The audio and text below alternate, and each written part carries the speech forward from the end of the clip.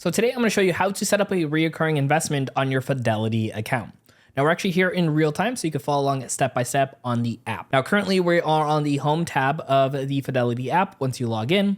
And the first thing we want to actually do is go to our transact button right over here. It's that green button with the $sign on it. Click on here. Now that's going to bring up this pop-up menu right over here. And you can see right above over here is going to be the automate button. It has that little gear shift with the arrows going in circle. Let's click on this. And that's going to bring us to our automate options. Now we have options to just automatically do transfers, but we want to go ahead and do recurring investments, which is the very top option. You could either click the word or the little icon on the right-hand side. So now it's going to bring us over here to the recurring page. And the first thing it's going to ask us is if you want to do stocks and ETFs, but you can toggle down here and choose things like mutual funds or the basket portfolios, but we're going to go ahead and stick with stocks and ETFs. Now, next, it's going to ask you which account you want to go ahead and add this to. So if you have multiple Fidelity accounts, like a retirement or a brokerage, make sure you choose the right option for you. So all you got to do is click the down arrow, and that's going to bring up the list of different Fidelity accounts you have. So just choose the one that works best for you. So next up here is going to be the symbols. You can see here, we could do 10 at any given time.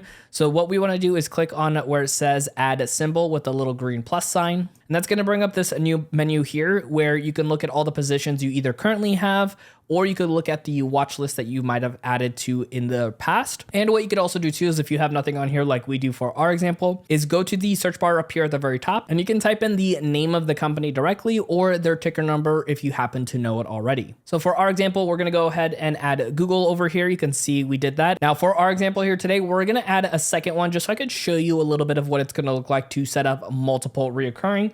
So for the second example, we're going to do SoFi here, and we're going to go ahead and add that to our list. You can see that has been added up there at the top. And then we went ahead and clicked on done, and that took us back over here to our reoccurring transfer page. And now you can see the 2 out of the 10 companies we want to go ahead and set up with. Again, you don't have to do all 10. You could just go with 2 or even 1 if you wanted to. So next, it's going to ask you how much we want to buy into each company. And this means that we can buy in fractional shares, which means you don't have to put the full dollar amount to buy one full share. You can put in whatever dollar amount works best for you and buy in fractional pieces to build up to full shares.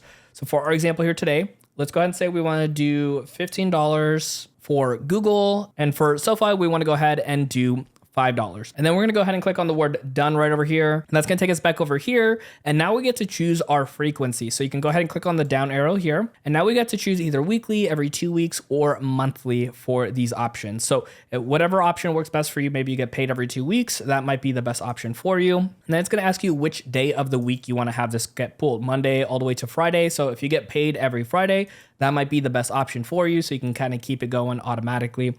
But here's a great part too. You can choose when this starts. So maybe you don't get paid for another week and a half. You can go ahead and choose whichever date that's going to work best for you. So you can go a couple of weeks ahead of time. And you can also choose an end date, but you do not need to. This is optional, as you can see here. Now, here's something really important to note before we click on preview is there is this option over here to toggle on, which says use a linked bank account. Now, this is really important if you do not already have regular money coming into your Fidelity account and you want this recurring investment to go through.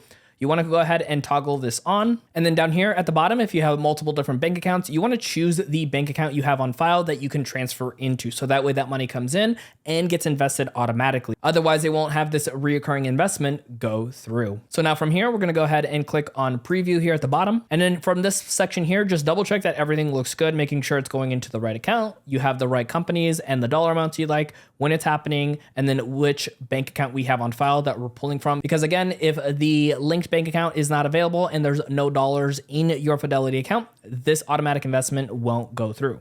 So if everything looks good here, we're going to go ahead and click on confirm at the very bottom. And just like that, we set up recurring investments on our Fidelity account. Now there's more to show you when it comes to utilizing your Fidelity account. So check out our next video right over here on screen to keep on learning.